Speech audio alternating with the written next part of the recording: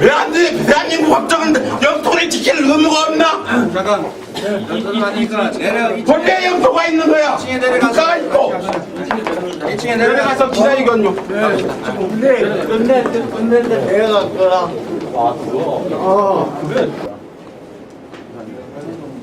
일본이 교과서에 저희가 예상했던 판결 시나리오 중에 가장 최악의 시나리오입니다. 판단을 회피했습니다, 법원이. 원고들이 국민은 직접 피해자가 아니기 때문에 소송할 자격이 없다. 피해자가 아니다. 그래서 나머지 부분은 사실인지 여부도 판단하지 않겠다. 라는 것이 이번 판결의 내용입니다. 그래서 현재 이 판결로 인해서 요미우리의 보도는 진실로 굳어질 가능성이 매우 높아졌습니다. 따라서 저희 국민소송단은 이 판결에 대해서 즉시 항소할 것입니다.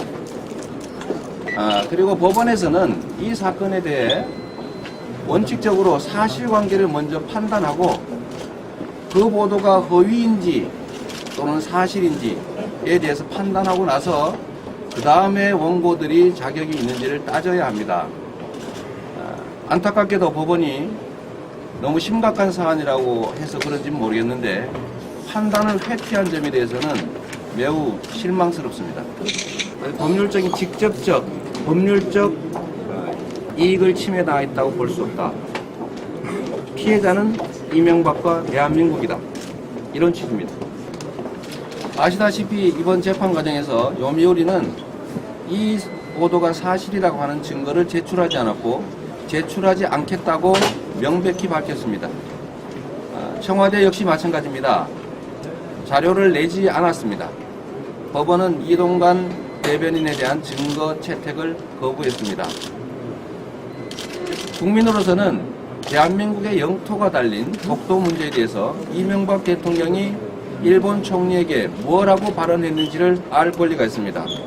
대통령은 왕이 아니라 국민의 대리인일 뿐입니다. 따라서 국민의 이름으로 당시 정상회담 기록에 대한 정보 공개 청구 소송을 다시 시작하도록 하겠습니다. 이것은 이 사건에 대한 항소와는 별도로 서울행정법원에 정상회담 기록에 대한 정보 공개 청구 소송을 곧바로 내도록 하겠습니다. 많은 국민들의 참여를 부탁드리겠습니다. 네, 저희가 방법 중에 아까 말씀드린 정보 공개 청구 소송도 있습니다. 정보 공개 청구 소송이 있는데 이 정보 공개 청구 소송은 통치행위라는 이유로 기각될 가능성이 있습니다. 국가 기밀에 관한 것이다. 독도를 팔아먹는 것이 국가 기밀일 수도 있습니다. 이 정부에서는.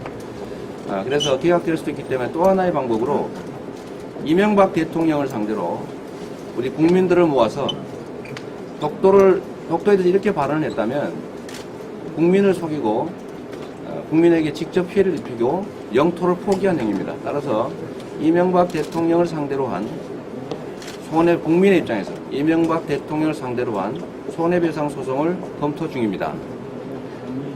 이렇게 이명박 대통령을 상대로 손해배상 소송을 하게 되면 요미우리처럼 증거 자료를 내지 않고 버틸 수는 없습니다. 저희가 주장하는 사실,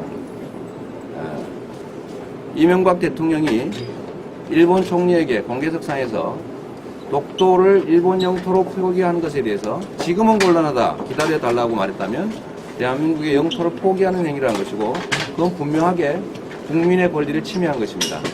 반역행위를 한 겁니다. 따라서 이 반역행위에 대해서 국민의 입장에서 소송을 하게 되면 그게 허위라는 것을 증명해야 됩니다. 요미우리처럼 버티고 자료를 내지 않으면 그게 사실이 됩니다.